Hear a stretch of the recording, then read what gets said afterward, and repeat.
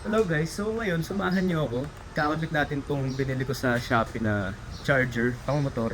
Bali nakalagay siya sa handlebar. Kakabit natin sa dito sa NJ400 natin. So tara!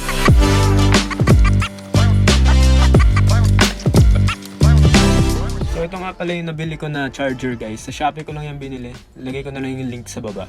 Ayan, meron siyang kasamang socket, tapos may fuse. Tapos meron din siyang mga I-type. Siguro kung gusto nyo ikabit sa battery. So bali sisimulan natin syempre sa pagtatanggal na itong headlight. So sa mga NK nyo dyan, baka iba tayo ng proseso kasi ako naka round headlight na ako. Pero madali lang din naman tanggalin yung stock light.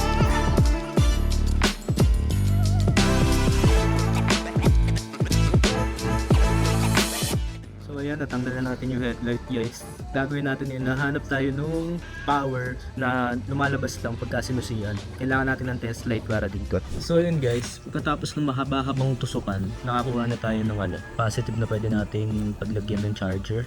Ito yung brown. Bali, kaya yan ang napili ko kasi para pagka nakasusi lang siya pwedeng mag-charge. Pagka pinatay mo yung susi, off din yung charger. Babalatan natin to kasi tatap natin. Tapos yung ground, dito na lang tayo kukuha. So ayan guys, na-tap na natin dito. Kinita natin yung heat state. At boto yung haki. Tulis pa. Naikabit na rin natin yung ground. Diyan, kompleto na. Bali, lipat na tayo dito. So kakabit na natin dito sa handlebar yung mismo charger. So bali ang bala ko pag ganito, hindi pa ganito kasi pag ganito mahirap lang pindutin yung bosina. Tapos may narealize pala ako, may goma kasi dapat dyan sa gitna, kasama yun nawala ko kasi tanga ako. Kaya ngayon kuha tayo interior, so yung gagamitin natin. So ayun, nakakuha tayo ng interior, tapos iniwa lang natin para mag-fit dito. Lalagay na natin yan dito. Pag bumili kayo ng ganitong charger, may kasama talaga siya, hindi lang iwawala. Ako kasi nawala ako tanga kasi, tornilyo na natin para mag-fix na siya. Ayan guys, bali pinatulay ko na lang dito. Ang issue ko nga pala, kung dito kasi yung wire niya. So, ang pangit naman kung dito ko padadaanin kasi linit ko na nandito. Ewan ko kung matatanggal. Tapos, saka ko siya pinatulay dito. Tapos niyan, kakabit na natin. So ayan, ginabit na natin. Testing natin kung gagamit. Ito pala pwede nyong i-mount yun kahit saan posisyon. Ganyan yung tabi dito. Ito kasi mali yung order kong handle grip.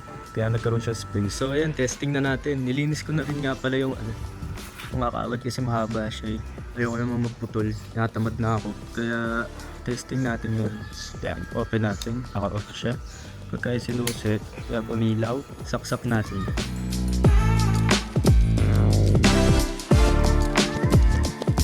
And nag-charge. So ayan guys, nakabit na natin. Binalik na din natin yung headlight niyan. Ito yung final na itsura niya. Okay.